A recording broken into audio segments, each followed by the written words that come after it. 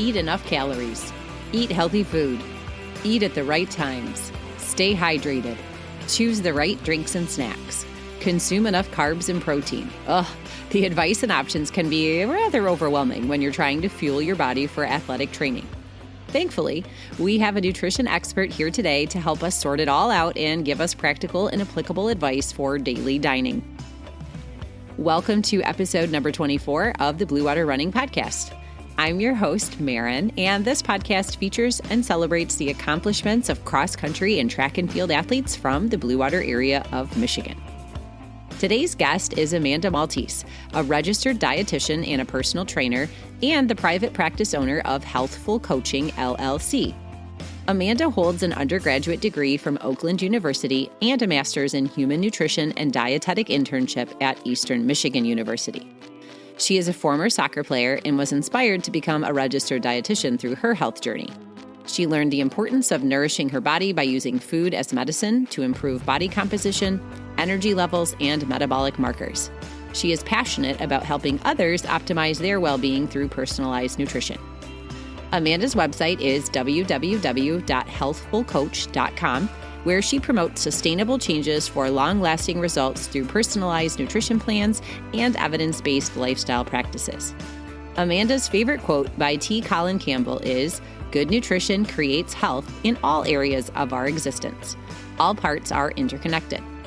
I got to hear Amanda personally when she presented to my daughter's cross-country team, and I'm very excited to have her on the podcast today because she has a lot of great practical advice to share with runners of all ages and promoting a healthy lifestyle, not just for athletics, but also for the rest of your life so you can live as healthily as possible.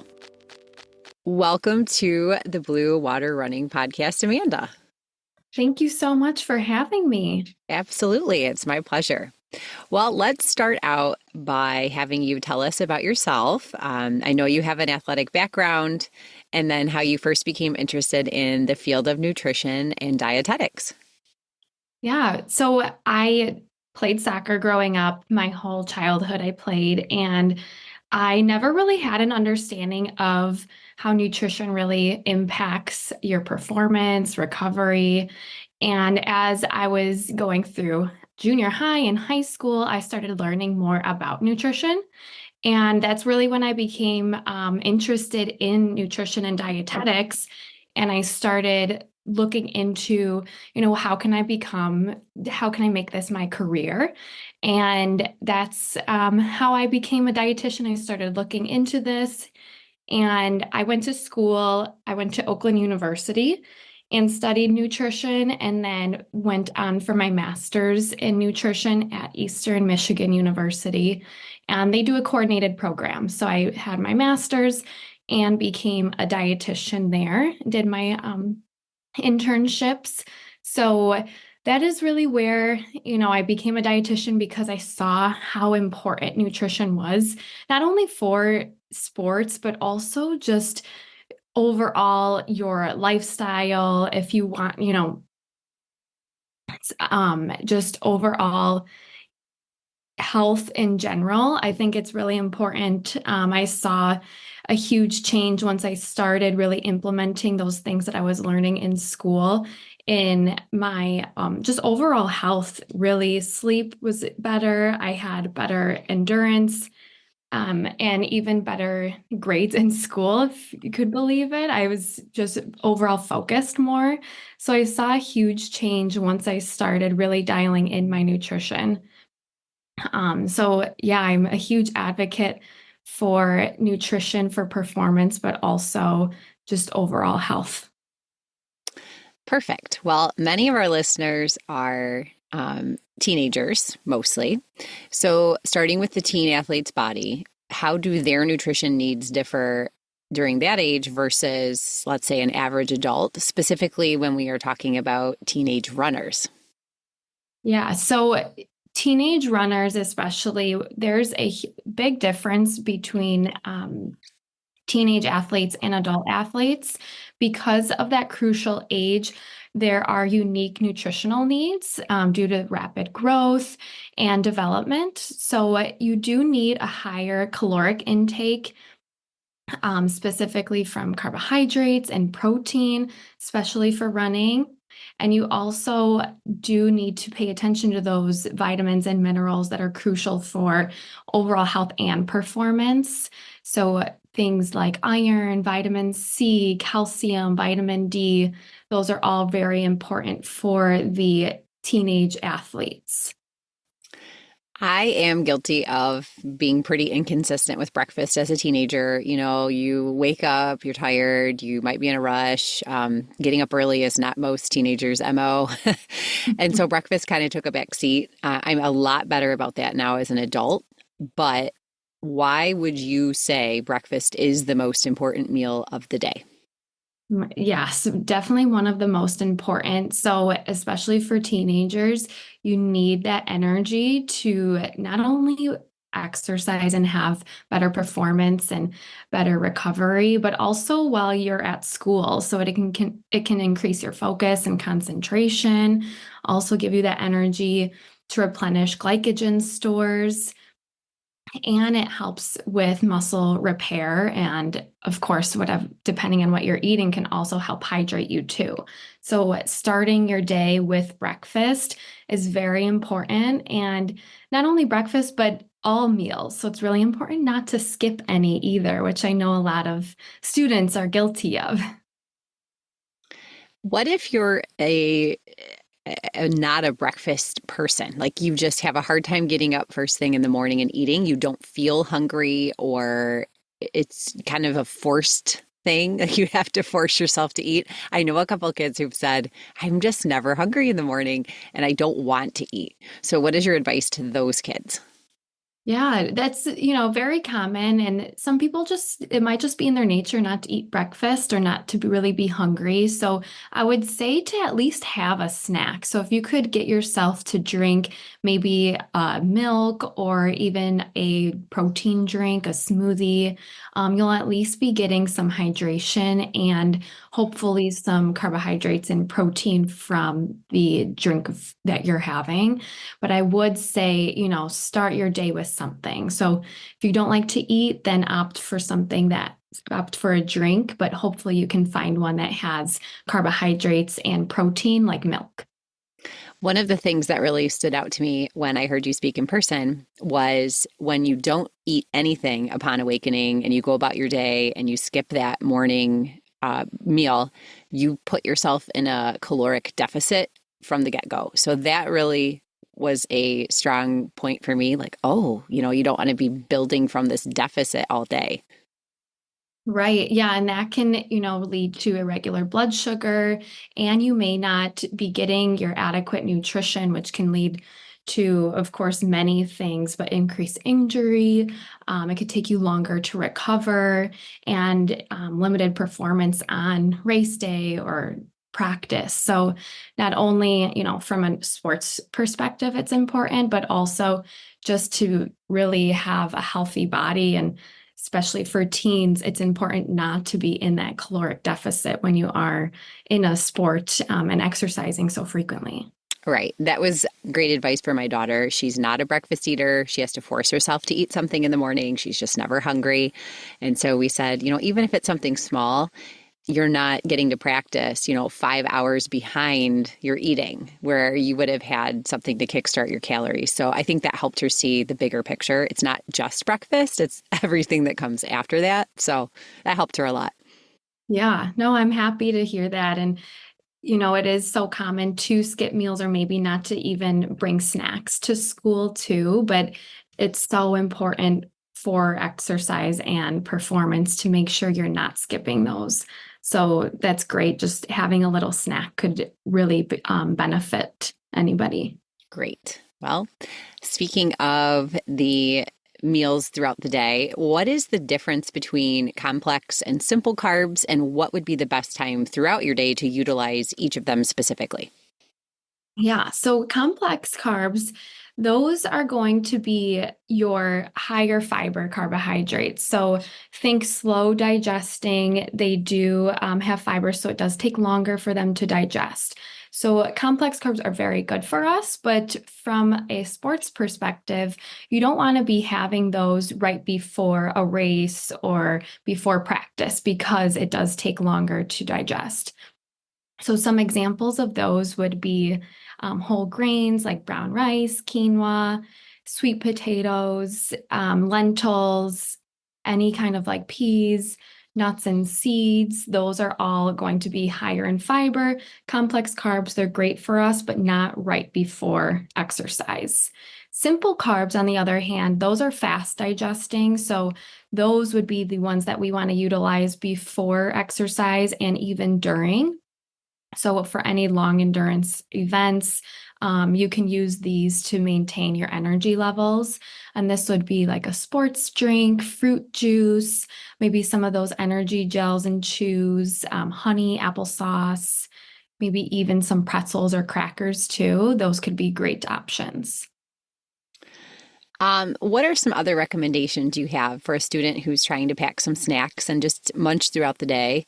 So let's say that they're prepping for a pretty intense practice, maybe a speed workout or a really long run or a race after school. Can you give some examples of what would be great to be eating throughout the day? Yeah, so snacks, you always want to think of really snacks and meals. We always want to have a balanced option. So protein, carbohydrate, and fat, especially for teens, we want to get all of those calories. So making some healthy snack choices would be, let's see, like some a banana and peanut butter. You have a carbohydrate, healthy fat, and protein from the peanut butter. You can also do maybe some cheese and crackers, hard-boiled eggs, and maybe a bagel with it. Hummus with some crackers, or maybe even veggie sticks if it's not too close to your race time. Granola bars are great options, Greek yogurt and some fruit on top of it. But our whole idea is thinking of protein, carbohydrate, and fat to have that balanced snack. As you've mentioned, adding protein in your diet is important to an athlete. What if an athlete has been really primarily carb focused and they're trying to introduce more of the protein into their daily intake? What are some quick and easy ways to grab and go specifically for protein?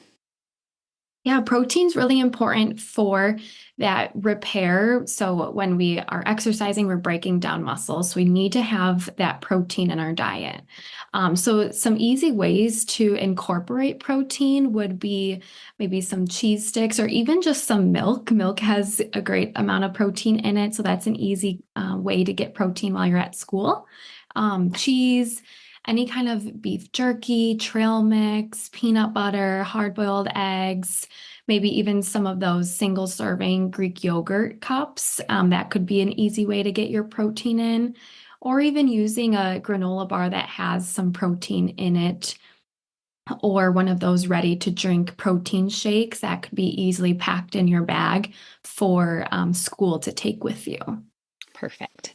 Well, you mentioned in your presentation about the 3 R's of recovery. So, will you mention those just for our listeners to kind of think about those as they're going through their day and then their evening as well, keeping that in mind for a lifestyle?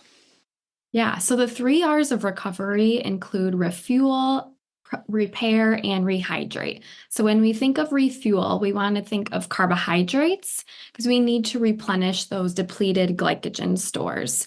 So refueling with carbs, and then repair is protein. So we're repairing our muscle to prevent further muscle breakdown and promote recovery. And then rehydrate. So replacing our fluids and maybe even sodium that was lost during exercise from sweating. So it's really important to focus on the 3 R's right after your exercise. So ideally, it would be within about 30 minutes or within 2 hours at least. But that would be the ideal time to focus on refueling with carbohydrates, repairing with protein, and rehydrating with fluids. As we know, there are many scientific studies that have been done on plant-based diets, and there's a lot of benefits that are being presented to the public about choosing to eat more focused on the plant-based diet. So can you touch on that a bit and then maybe the pros and cons of not eating meat? Yeah. So pros, so plant-based diet, this can mean many things. It can mean strictly plants like a vegan diet where you're not eating any animal products, or you can still eat animal products and have more of a plant predominant diet. So some benefits to plant-based diets, especially for athletes, actually, they are higher in carbohydrates, which can help with those optimizing your glycogen stores with exercise and endurance runners, especially, you do need a diet that's higher in carbohydrates. So it could be easier to get in those carbs with a plant-based diet. They're also higher in fiber, which can help promote a diverse microbiome, which is really great for our health, our immune system. And it also helps with any kind of post-exercise recovery, that post-exercise inflammation. So having that diverse microbiome and getting in more antioxidants from plants is another benefit too. Some cons to this, however, could be that you're not getting in enough protein, which is probably one of the most talked about, but there is a lot of different ways to get in protein with a plant-based diet. So if you're not somebody who likes to eat meat or animal products, you can definitely get in your protein with plant-based options like tofu, nuts and seeds, beans, legumes. So there's lots of different options to get your protein in. So that would be the biggest con. And then also the lack of nutrients that are not found in plants that are found in animal products, like specifically B12. So that would be something that you do have to supplement. But overall, a plant-based diet can be really beneficial for athletes. Well, a healthy diet is essential to good health in general, but especially an athlete trying to perform at a high level. So, not eating is definitely worse than eating something, quote, less healthy. Now, I know that means different things to different people, and that can be kind of a double-edged sword to call something less healthy, because if you're not eating anything, that's not healthy either. But most students are going to have to eat school lunch at some point. What is offered varies greatly between districts and even school buildings. Some are very diverse in what they offer. Some are the, typical chicken nuggets, pizza, and so on. And a lot of that is driven by government regulations, not necessarily, the lunch ladies themselves. So if a student is going to eat school lunch, what would you recommend are the best choices that they could make out of, typical school lunch offerings? Yeah, so not the ideal meal, but I would say, if you're going to eat school lunch, I would just try to avoid any of the fried foods if you can, and any foods that have heavy creams or sauces. So if you have an option of maybe like a fried meat compared to, let's say, a sandwich with, I'm not even sure what they're serving at lunch anymore, but maybe like a grilled piece of chicken, or if they do have even a vegetarian option, that could be a better alternative. But if you can, I would just try to avoid any fried foods and foods with heavy creams and sauces. And then, of course, we all have our own beverage choices. So you can choose not to get those sugary beverages like juice and lemonade, and also avoid the carbonated beverages like pops. So I would say to do your best to avoid those and choose other options that are being offered there. And then if it is, right before maybe a practice or a game, you do want to try to avoid any high fiber food there too, to avoid any GI discomfort while you're running. So I'm going to go off on a tangent here for a moment. So I am a big proponent of, eating whatever you need to eat to be healthy and active. And that includes enjoying junk food and sugar. And, that's all in a moderate diet with, healthy choices and fun things, I say. I have been a teacher for almost 25 years, and I am appalled at what American government considers food because I supervise our students' breakfast every morning. Okay. And like ketchup is counted as a vegetable. Students have to take certain things and put them on their tray, whether they eat them or not, it doesn't matter. They're mandated to give them to the child. So what they end up doing is throwing them away as soon as they walk past the trash can. Like the second they get it, it goes right in the trash. So we're throwing away unopened food. Um, a sample breakfast is a funnel cake, a juice, sometimes a Trix bar, which is, sugary cereal. So we have a lot of kids who that is their only source of food because they're a low income family or they are unable to buy their own groceries. Food's very expensive right now. So I really struggle with seeing what some kids eat because they don't have anything else to choose from. But that's all that's presented to them. Those are their options. They don't have any other choices. Um, and I know a lot of that's driven by food lobbyists. Like Michelle Obama did a really good job trying to change school lunch, but I think she quickly realized the powers that be were a little stronger than her voice. So let's say you're presented with just those options, like these are the only things you can choose from. What is a student going to do then? That's a good question. And it is really, unfortunate that those are the options, but, like we said, it's better to have something than nothing. So if you do eat, drink milk or any dairy products, I would say choose the dairy products that are available. Typically, there's always some source of either milk or chocolate milk. So that would give you some carbohydrates and protein. They typically do have an alternative milk too, so maybe a soy milk. So if you don't drink any dairy products, you could opt for that soy milk. And then if you can find something that's maybe a granola bar, that could be beneficial. Of course, if all your options are the Trix bars, then yeah, maybe that would be okay. And then having balanced meals throughout the rest of the day is going to help you out and give you those calories and nutrients. But overall, it is better to eat a breakfast than skip it. And I would just look for something with protein to make sure you're getting a balanced meal.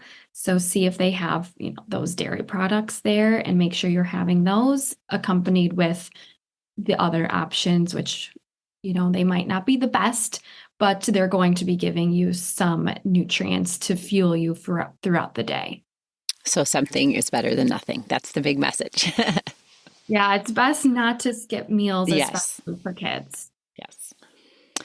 So this is a nice segue into the next question, which is if you are eating a processed or packaged food, such as a sports drink or supplement, there are a lot of different things that you can choose as a runner, for quick fuel or a quick drink.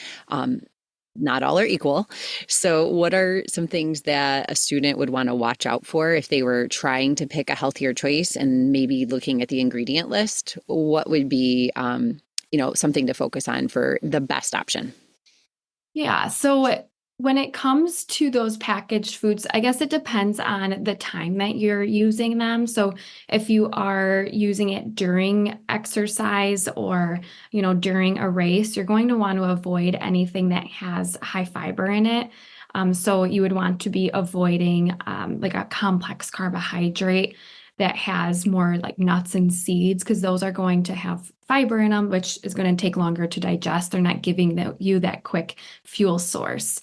So if it's during exercise, I would say opt for something that has some hydration in it, and then also any kind of carbohydrate coming from glucose or sucrose, which are sugars.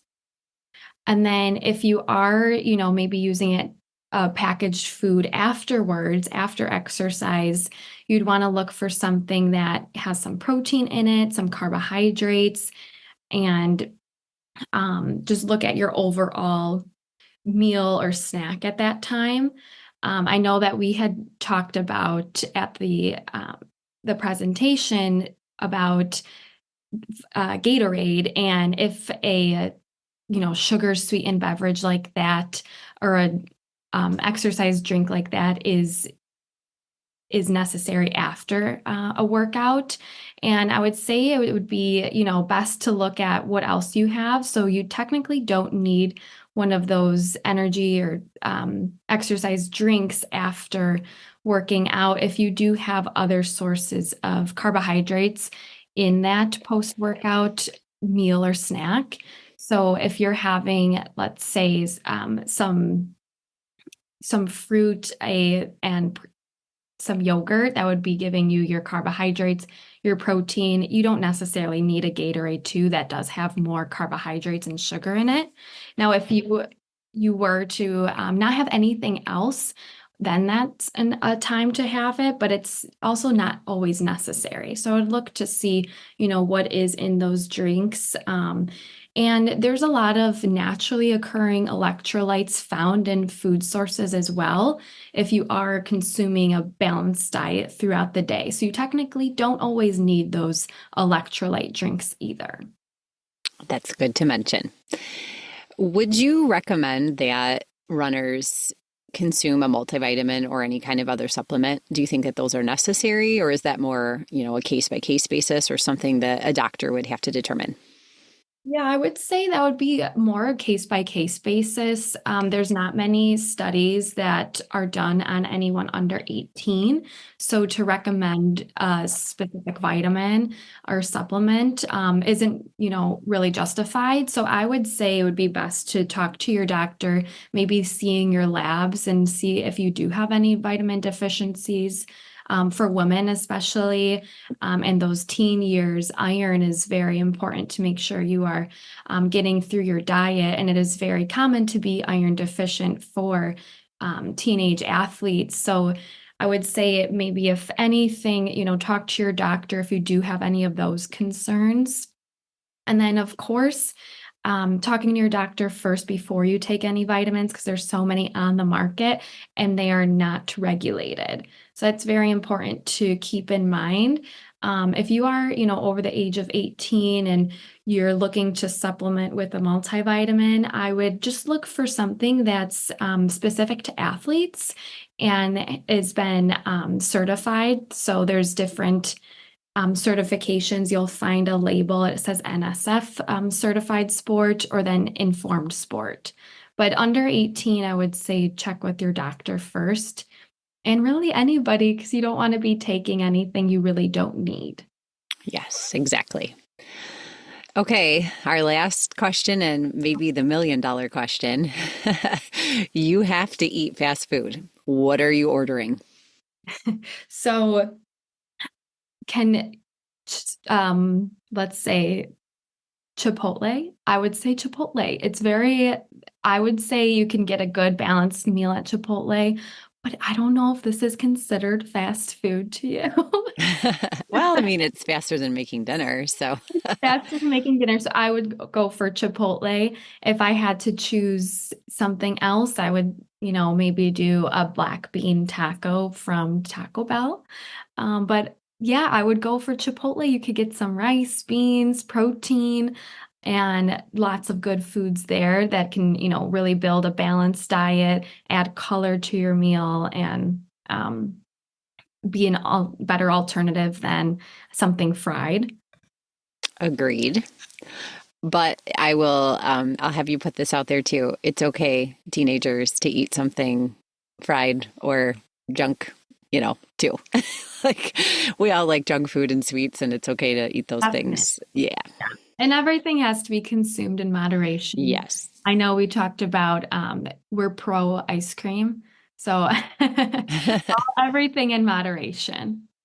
Yeah, I actually interviewed one of my former guests, and her Instagram handle is running on ice cream. So she's a big fan. It has some dairy, has some protein. Yep. Well, having a nutritionist expert guidance is just one more advantage in an athlete's toolbox. So thank you so much, Amanda, for joining us and giving us some great tips for daily life as a runner. Of course. Thank you so much for having me. And if you do have, I would say anybody listening, if you do have specific questions or concerns, it would be best to maybe reach out to a dietitian or your doctor to get those answers rather than looking on the internet for your answers. Good advice. As we know, the internet is not always trustworthy. So yeah, reach out to an expert. Yeah, thank you so much for having me. Yes, thank you again. Once again, thank you so much for tuning into today's Blue Water Running podcast. I can't wait to feature more cross-country and track and field athletes from the Blue Water area, so stay tuned because it just might be you. Coverage on Blue Water Running is sponsored in part by Elite Feet of Port Huron. If you need running shoes, spikes, or apparel, they have a friendly and knowledgeable staff to help you find just the right fit, and they're big fans of running too. They are located at 327 Huron Ave in downtown Port Huron. If you are interested in sponsoring coverage or partnering with Blue Water Running as an advertiser to reach and support local runners, please reach out via the website, show notes, or social media channels. If you enjoyed today's podcast, please share, subscribe, and leave a review. You can find the Blue Water Running podcast on Apple Podcasts, Spotify, Amazon Music, and any other major media player. You can also ask your smart speaker to play the Blue Water Running podcast. If you have an idea for a great topic or guest that you would like to hear about, feel free to contact me through the website links or show notes. You can follow Blue Water Running on Instagram, X, TikTok, Facebook, and YouTube. You can also find meet and athlete reports and articles at www.bluewaterrunning.org.